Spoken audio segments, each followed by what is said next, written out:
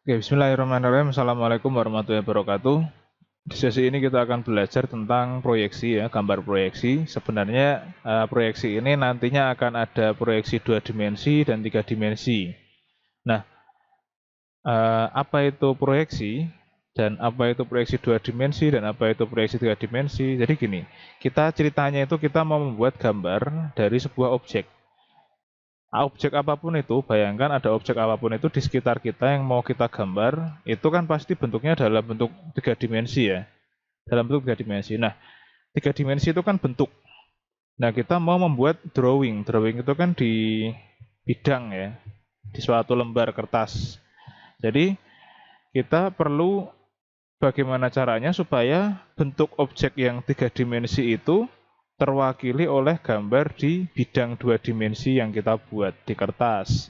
Nah, itu namanya kita memproyeksikan gambar. Jadi dari 3 dimensi realnya kita gambar menjadi 2 dimensi seperti itu. Nah, bagaimana untuk metodenya? Untuk metodenya itu proyeksinya itu kita bisa membuat dari beberapa muka yang dipunyai oleh objek itu gitu. Jadi ada tampak depan, tampak samping, tampak belakang, tampak atas seperti itu. Nah, gambarnya seperti itu. Jadi untuk proyeksi 2 dimensi ini adalah membuat dari benda yang tadinya 3 dimensi, kita buat gambarnya dalam bentuk 2 dimensi. Jadi gambarnya 2 dimensi, bukan 3 dimensi seperti perspektif atau apa gitu. Nanti ada bagiannya sendiri. Itu namanya proyeksi 3 dimensi yang itu. Nah, yang proyeksi 2 dimensi seperti ini. Jadi kita nama lainnya adalah uh, proyeksi ortogonal ya, atau ortogonal drawing atau gambar ortogonal. Nah, di ortogonal drawing ini biasanya dibagi menjadi 4 kuadran, biasanya 4 ruangan gitu. Jadi ada untuk membagi masing-masing tampak. Nah, yang pertama ada top view, kemudian ada front view, kemudian ada end view. Ini ada tampak atas, tampak depan, dan tampak belakang. Biasanya seperti itu. Atau bisa juga kita pakai dengan tampak atas, tampak depan, tampak samping seperti itu. Nah, biasanya satu room, satu kuadran ini ditinggalkan untuk kosong ya, ruangan kosong biasanya. Tapi bisa juga nanti di belakang kita bahas. Nah, urutannya seperti ini. Yang di sini top view, kemudian front view, kemudian end view. Jadi untuk memulai ini langsung kasih contoh ya supaya tidak bingung. Untuk memulai katakanlah kita mau membuat suatu objek ya. Jadi ini top view-nya dulu, tampak atasnya dulu, kemudian ini digambar ya, tampak atasnya digambar 2 dimensi karena tampak atas. Tampak atas itu 2 dimensi, kemudian nah jangan gambar 3 dimensinya, tapi gambar 2 dimensinya. Kemudian nah karena yang front view dan end view itu harus inline dengan yang top view. Jadi 3 gambar ini harus saling berhubungan. Maka gambar pertama yang tadi top view itu kita tarik garis untuk guide ya, guide lens untuk panduan. Ini yang warna biru ini yang guide lensnya. Jadi ada 3 garis ini. Nah, selanjutnya kita gambar tampak depannya atau front view-nya itu harus mengacu dengan garis panduannya. Nah, seperti ini harus diacu sehingga ketemu. Nah, berikutnya kita buat garis ini, kita extend dulu ke sana, kemudian kita buat garis 45 derajat ke bawah. Nah, dari sini, ini nanti dari sini kita tarik ke bawah, dan yang ke sana ke samping, extend ke samping. Nanti untuk guide lens yang menggambar end view-nya. Nah, seperti ini. Jadi dari sini kita extend ke sana, dari sini yang miring ini miring 45 derajat ya. Dari sini extend ke samping, kemudian 45 derajat ke bawah, kemudian tarik garis vertikal untuk guide lens-nya.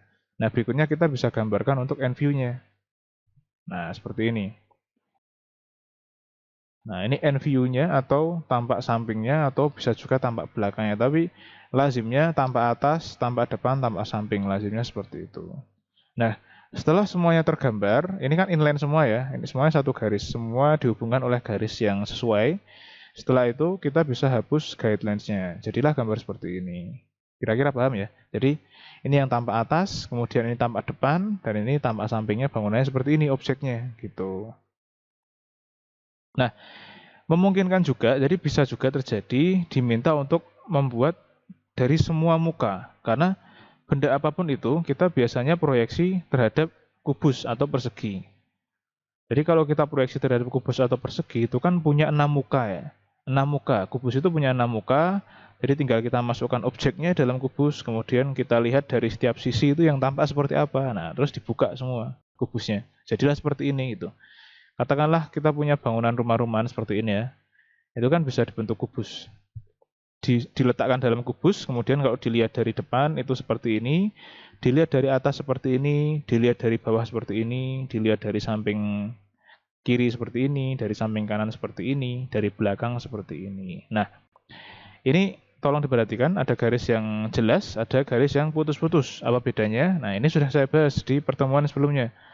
Ada garis yang visible, garis yang tampak, itu untuk yang objek-objek yang tampak ya, tepi objek yang tampak.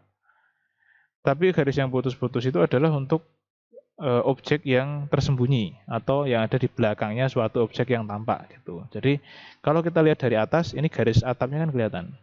Tapi kalau kita lihat dari bawah, bawah itu kan hanya bidang saja, nggak ada apa-apa.